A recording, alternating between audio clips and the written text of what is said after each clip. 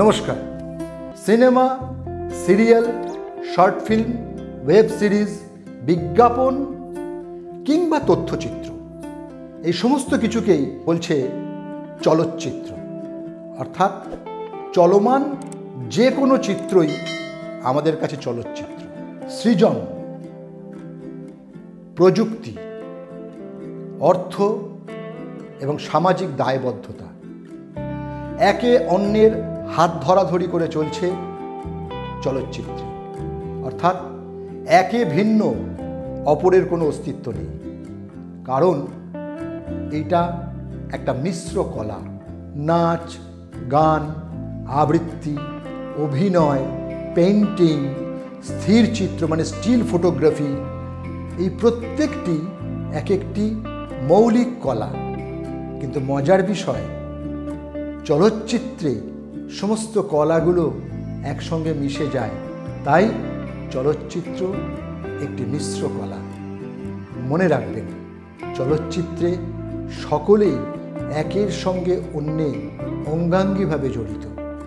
এই প্রত্যেকটি মৌলিক কলার সঙ্গে আপনি যত নিজেকে ওতপ্রোতভাবে জড়িয়ে ফেলতে পারবেন এবং এই কলাগুলিকে আপনি যতখানি আপনার চলচ্চিত্রে ব্যবহার করতে পারবেন, তখনই কিন্তু আপনি মাথায় রাখবেন যে আপনি চলচ্চিত্র নির্মাণের চ্যালেঞ্জটাকে অ্যাকসেপ্ট করলেন এবং ভবিষ্যতে এই চলচ্চিত্র শিল্পে আপনি আপনার স্বাক্ষর রেখে যেতে পারবেন।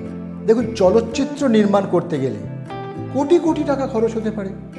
আবার আপনি আপনার মোবাইলে কোনো একটা ঘটনা শ্যুট করলে সেটাও চলচ্চিত্র। আসলে এই চলচ্চিত্র নির্মাণের ক্ষেত্রে কতগুলো পর্যায় আছে, সেই পর্যায়গুলো আমাদেরকে জানতে হবে। প্রথম হলো আইডিয়া ডেভেলপমেন্ট। আপনি কোন বিষয়ের উপর চলচ্চিত্রটা করবেন সেইটা আপনাকে প্রথমেই ঠিক করে নিতে হবে। দ্বিতীয়ত প্রি প্রোডাকশন। এই প্রি প্রোডাকশনটাই হচ্ছে আপনার চলচ্চিত্র নির্মাণের ভিত। একটা বাড়ি তৈরি গেলে যেমন ভিত লাগে, এই ভিতটা হচ্ছে প্রি প্রোডাকশন। আপনার প্রি প্রোডাকশন যত ভালো হবে, চলচ্চিত্র নির্মাণটাও তত সুন্দর হবে। এই প্রি প্রোডাকশন করতে কাকে কাকে লাগে?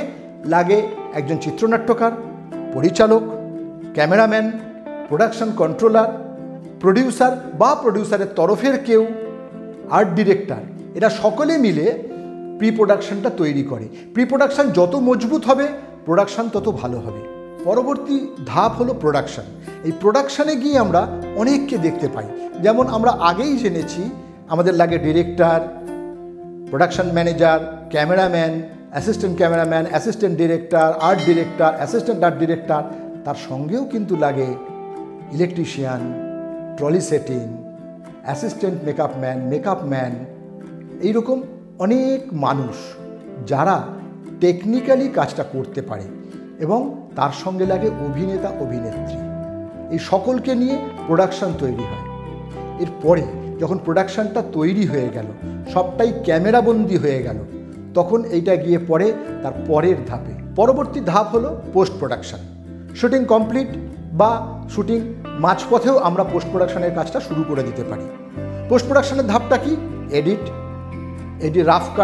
রাফ কাটের পর ফাইনাল কাট, তারপরে মিউজিক, ডাবিং, এরপর ফলি। তারপরে আমরা সম্পূর্ণ চলচ্চিত্রটা দেখতে পেলাম। এরপর এটাই হলো মূল কাজ, ডিস্ট্রিবিউশন।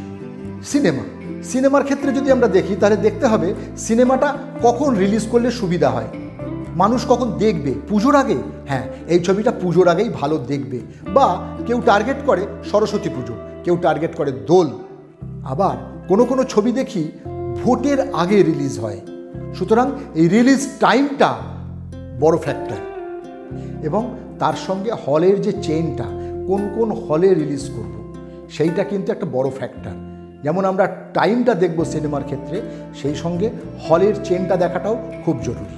আমরা সিরিয়ালের কথায় আসি। আমরা জানি এটা কোন চ্যানেলে রিলিজ হবে, কোন টাইমে রিলিজ হবে, কারণ এই টাইমে তারা জানে টার্গেট অডিয়েন্সটা কী, সেই অনুযায়ী কিন্তু মেগা সিরিয়ালটা তৈরি হয়। এছাড়া ওটিটি প্ল্যাটফর্ম, ওয়েব সিরিজ, এইগুলো তো আছে। চলচ্চিত্র সম্পর্কে এই প্রাথমিক ধারণা যদি আপনাদের ভালো লেগে থাকে, তাহলে আপনারা আমাদের চ্যানেলটি অবশ্যই সাবস্ক্রাইব করুন, লাইক করুন, শেয়ার করুন।